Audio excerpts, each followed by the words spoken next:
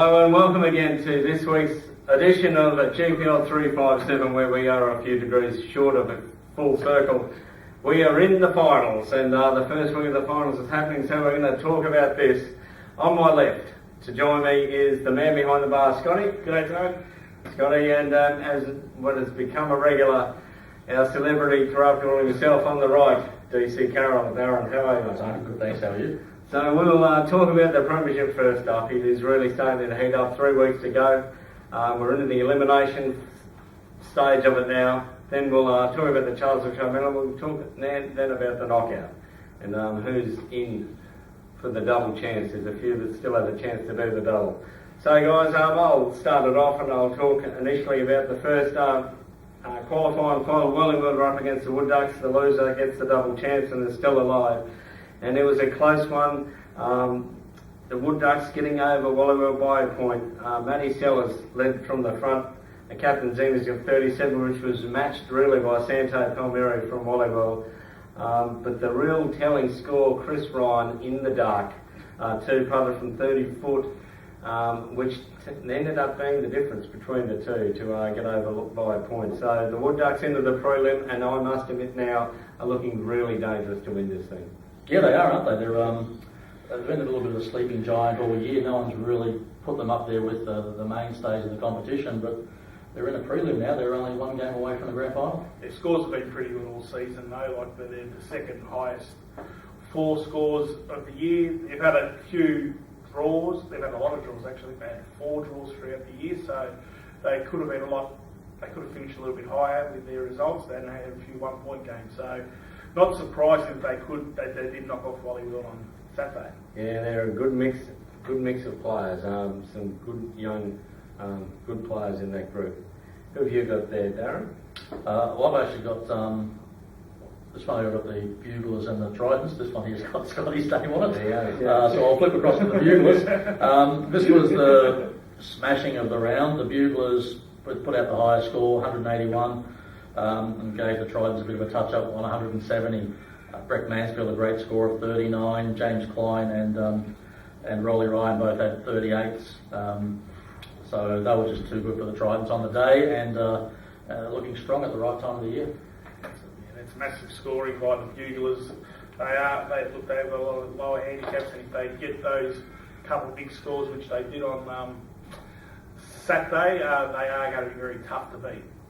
You could type of see this going for the Tridents, but the last type of 6 weeks they've been winning, etc. But I wouldn't say convincingly. And about this 170 seems to be their mark this year, which is not going to get it done at the pointing end of the season. No, they've been treading water, but again, that's the benefit of having the double chances. This week they get to go out, and they're still only 3 wins away from winning it all. Yeah, they certainly aren't the form team at the moment. Yeah, they did lose this corresponding match last year and came back and won the last 3.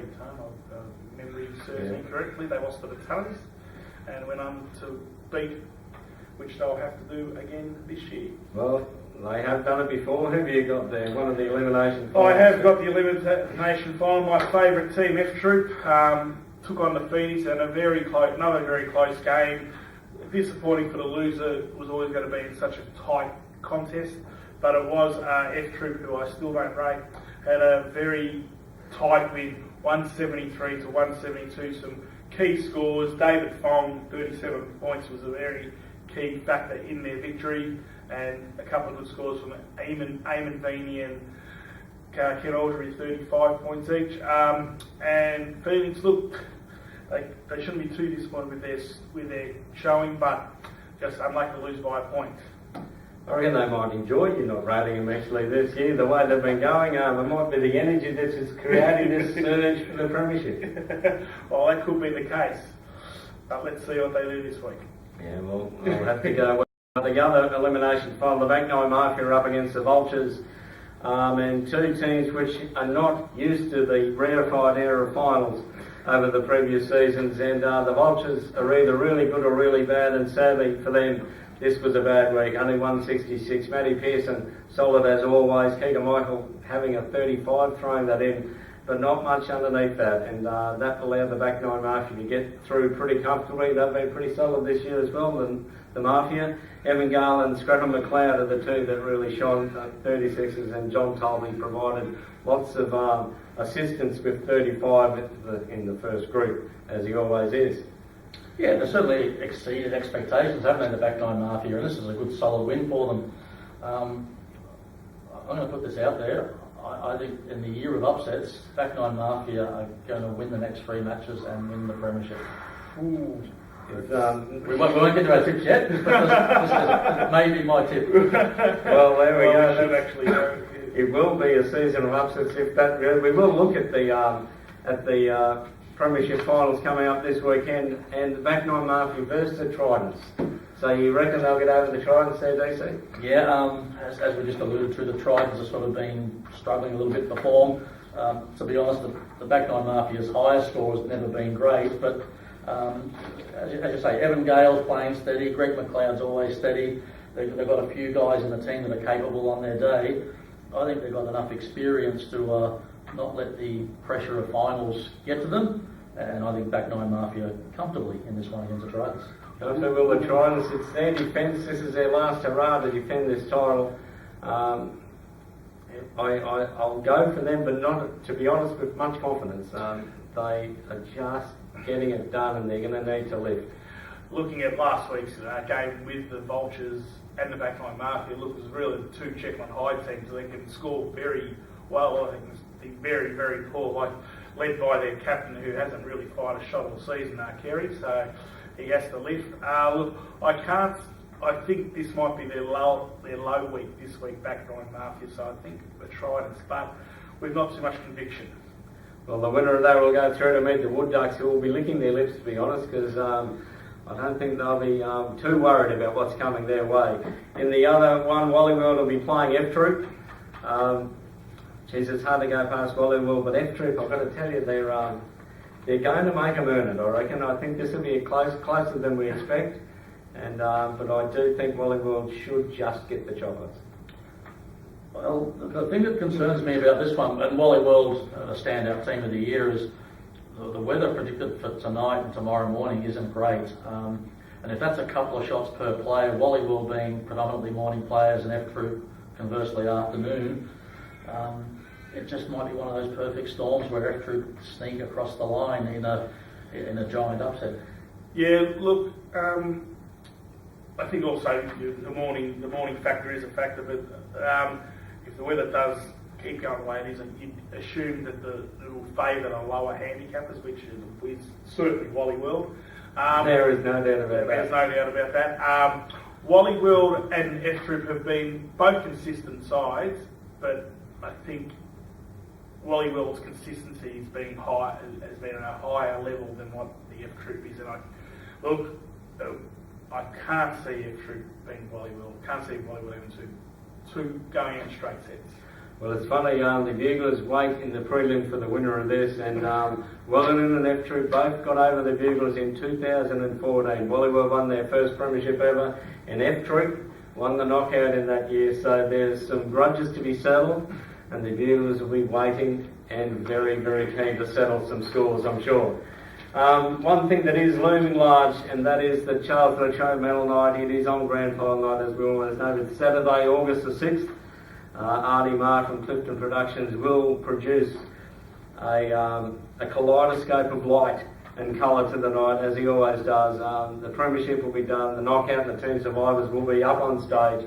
The All Latrobe team for 2016, which has some surprises, I can assure you. That's all I'll say. As well as the medals, the anniversary Jim Foley medal and the Charles Latrobe, the big one, will be presented on the night. So if you haven't got your booking in so far, make sure you give Lynn a ring. It'll always be a good night, and will be this year for sure. So guys, the knockout is the other event which is still going. So okay, to kick it off, I've got so F Troop played the Buglers, and the Buglers, with their obviously top scorer of the round, were too good for F Troop in this one. So the Buglers still alive in the double. F Troop out of the knockout, but still going in the premiership. The other match between two teams that had no factor in the finals, or weren't a factor in the finals, were the Sewer Rats and the Wolfpack, and the Sewer Rats, a really good score on the day, 178. Wolfpack only a disappointing 162. So,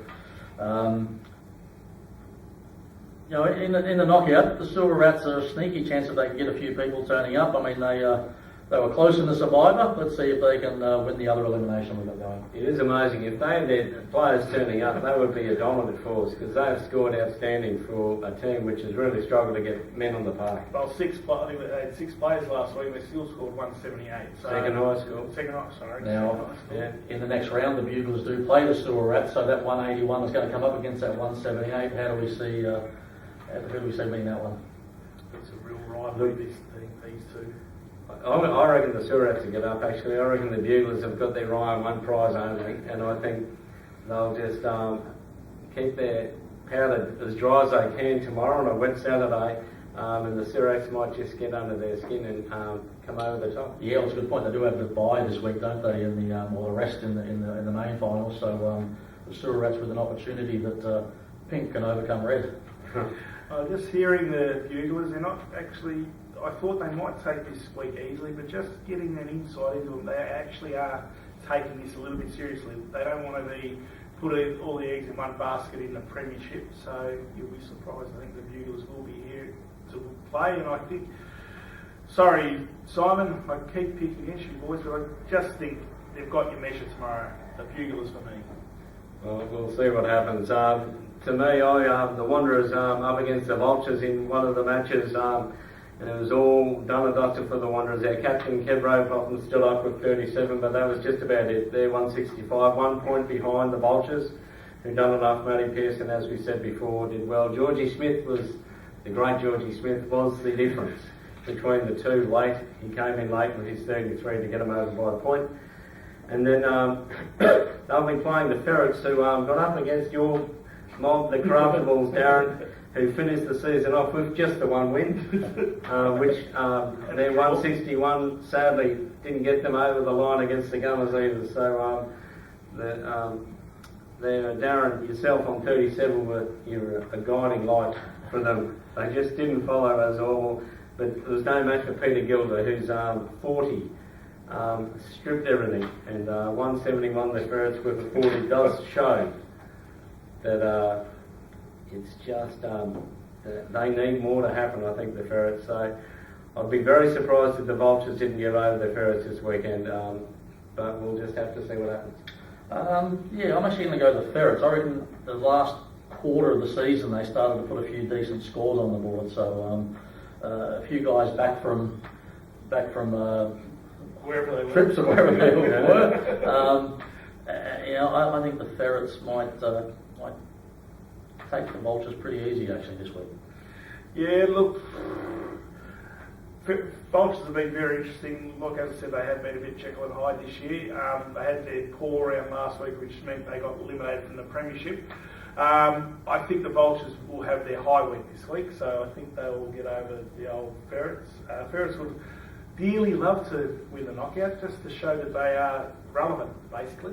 Yeah, they certainly would like that, that's for sure. Scotty, who did you have? I had the two losing qualifying finalists on the weekend at Tridents and Wally-World. Another very tight match, and it was Santo was the big difference. Well, not the big difference, but it was the difference this time round in the actual knockout to have 37 points, and that was enough to pip Tridents with 170 with good scores from Malcolm Smart, Murray Carmen and Harry Pearson. But Wally-World were just a bit too strong. I also have the Back Nine Mafia and the All Night Chemists. Two scores of note for the All Night Chemists. That's the reason why they got eliminated with 167 compared to 173. The Back Nine Mafia, very good score on their good week. And so, yeah, Back Nine very good to have a win in this contest. And now they'll take on Wally-World, which is a bit of a rivalry game. The Wally-World and Back Nine. The curse is back. The curse is Scrapper McCann. The Wally-World have never beaten Back Nine Mafia since Scrapper McLeod made the transfer across, and this will test it like no other. I have no doubt that the back nine Mafia will get it done against Wally World because, let's face it, they have given up a gem. Yeah, look, the Wally World senior players were down the back practice barrow this morning trying out new Titleist clubs in an effort to right the ship after last week's loss. They did look like they were hitting them pretty well, those new clubs, so I expect them to be shining on the fairway soon. We hear you fighting. But back nine Mafia for me. And will they be able to get those clubs overnight because they may do them? I don't think they're going to get. I don't think they're coming here overnight, but again, a new Titleist club might help you, but I'm not really sure what's going to help against the curse. The curse is stronger than ever, I can assure you. But well, they were the only team to beat Wally World during the season, the back nine Mafia. So the only team. The only team. Well, I missed that. They were the only team to beat them during the year. Look, as I said before, the consistency of Wally World. Look, they weren't bad last. Probably a little bit down on their normal showings, Wally World, but I can't see them having a poor score in this. So I think Wally World for me. In the last match, the Wood Ducks finished the Tunners off for the year. The Tunners, one of the great teams of previous years, just having an off year, obviously. Paul Godfrey, the Lord himself, having 36 was the best, but with Matty Sellers and the rest of the Wood Ducks firing, they were just no match. And they a relatively easy 6-point win, and they'll be up against the Phoenix, who got knocked out of the premiership but are alive in the knockout. George Megalunas is in form, the big man. Mitch Grandel and Keith Finkeld also playing well. So the Phoenix will be pretty good, I think, and they knocked over the Gummers, which continued to just have a season like the Craftables. They 160 and really didn't offer much at all. I don't think they really cared. I think they got off the bottom. I think that was all they wanted to do late in the season, the Gummers. So I think, that shows in their scores that no one really showed up. So the Phoenix take on Wood Ducks this week. Wood Ducks with a break. How do you see it, boys? Well, to me, the Wood Ducks have the opportunity to win the double. I think they are primed and ready to go. I think the Wood Ducks are going to be really tough to beat from here on in, and so me, I'm on the Ducks. Yeah, I know. The Wood Ducks had a great win last week, and maybe might be just a little bit of a psychological downer this week, knowing they've got the bye in the premiership, and the Phoenix may sneak across the top of them. So again, another tipping upsets all week here, but It's like the kiss of death. Next you'll be saying the Lions are going to beat Essendon. I think the Phoenix could actually beat the Wood Ducks, and I've got to say, even with the Tunners that finish off for their season, who would have known that Greg Lennox was so important to their team? Well, it's very well. He's always said he was. There's no doubt about that. He'll be over in Europe looking in and be very happy that he's remembered as a difference. I'll go in the knockout coming up. I will go the Wood Ducks. My boys, they've had a great win last week. I can't see them losing this week in this competition. So Wood Ducks for me. No worries. Well, there we go, guys. We've got 3 weeks to go. It's all elimination now. There's no second chance anymore. You've got to turn up and play as well as you can. Thanks very much, Scotty, for your insights. DC again. You can concentrate now purely on your TV career now that the season is over. Don't forget, everyone, if you want to win this thing, you need to, without doubt, turn up and play well. This has been GPL 357, and we'll see you on the weekend.